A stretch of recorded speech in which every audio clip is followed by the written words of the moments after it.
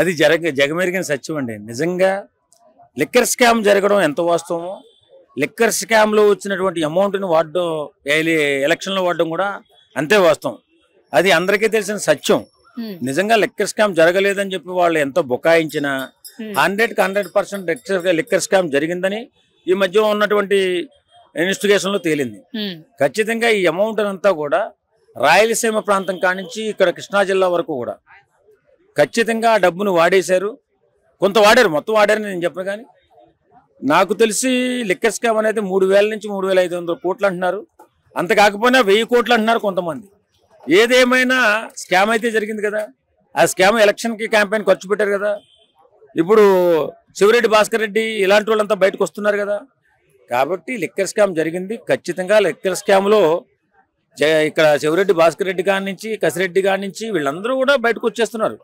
త్వరలో జగన్మోహన్ రెడ్డి దాకా కూడా వెళుతుందేమో అనుకుంటున్నాను నేను. అంటే గతంలో లిక్కర్ స్కామ్ లో వచ్చిన డబ్బు అంతా కూడా హైదరాబాద్ లోని రియల్ ఎస్టేట్ రంగాల్లోనూ, ముఖ్యంగా బినామీల పేర్ల మీద సినిమాలు తీయడాలు, లేకపోతే హాస్పిటల్ రంగాల మీద పెట్టడాలు, మీడియా రంగాల మీద పెట్టుబడులు పెట్టారని కొన్ని వార్తలు అయితే మనం విన్నాం. మరి ఇప్పుడు తాజాగా చూసుకుంటే ఎన్నికల ప్రచారాలు ఇవన్నీ జరిగినాయి అంటే అసలు లిక్కర్ స్కామ్ అనేది ఏ స్థాయిలో జరిగిందని అంటారు? ఇదంతా ఎంతవరకు వాస్తవం అంటారు? ఏమండి, లిక్కర్ స్కామ్ అనేది ఖచ్చితంగా జరిగిందండి. లిక్కర్ స్కామ్ లో లిక్కరు అమ్మేటటువంటి ఆ లిక్కర్ డిపోల్లో ఎక్కడా కూడా ఆన్లైన్ పేమెంట్ తీసుకోలేదు. అదే తెలిసిపోతుంది కదా. లెక్కలు చెప్పాల్సిన అవసరం లేకుండా ఉండాలంటే క్యాషే తీసుకోవాలని చెప్పేసి అప్పుడు ప్రభుత్వం నిర్ణయించినట్టుంది. దాన్ని బేస్ పవన్ కళ్యాణ్ గారు కూడా చాలా సందర్భాల్లో చెప్పారు, లిక్కర్ స్కామ్ భారీ మొత్తంలో జరిగింది, ఇవన్నీ కూడా ఓట్లు కొనడానికి ఉపయోగించేలా ఉన్నాడు జగన్మోహన్ రెడ్డి. ఖచ్చితంగా దీన్ని ఆపాల్సిన పరిస్థితి ఎంతైనా ఉంది.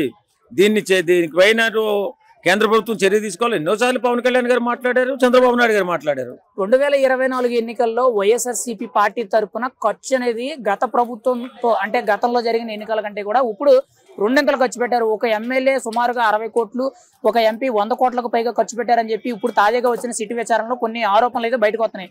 మరి ఇది నిజమేనంటారా? ఖచ్చితంగా నిజమేనండి.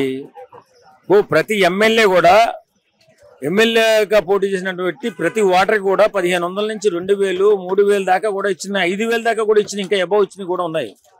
ఇదంతా కూడా తెలిసి అందరికీ. మరి ఈ డబ్బంతా ఎక్కడి నుంచి వచ్చింది?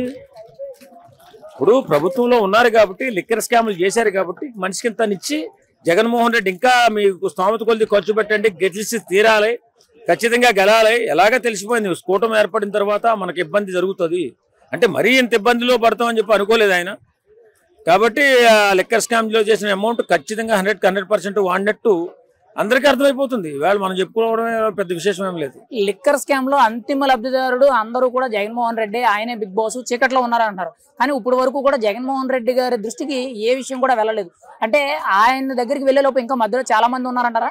ఖచ్చితంగా ఉంటారండి. మొత్తం అదొక పెద్ద డెన్ టైప్ లో ఉంటుంది వాళ్ళది. ఇప్పుడు వైఎస్ఆర్సీపీ వాళ్ళు ఎలా ఉంటారంటే పద్మవ్యూహంలో పనిచేస్తారు. పద్మవ్యూహంలో పనిచేసి ఏ కార్యక్రమాన్నైనా వాళ్ళు అద్భుతంగా నిర్వహించగలుగుతారు.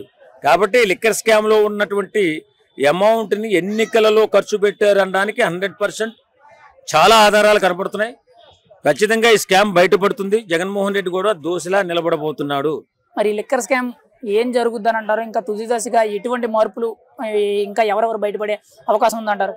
ఫలానా వ్యక్తి అని మనం చెప్పకూడదు, చెప్పలేం. కానీ జగన్మోహన్ రెడ్డి కూడా అందులో ఇరుక్కోబోతున్నాడు, ఇరుక్కుంటారు కూడా ఖచ్చితంగా. ఎవడైతే నేరం చేశాడో ఇవాళ కాకపోతే రేపైనా నిరూపితం అవుతుందనే దానికి నిదర్శనం లిక్కర్ కేసు అని చెప్పి నిరూపణ కాబోతుంది ఖచ్చితంగా.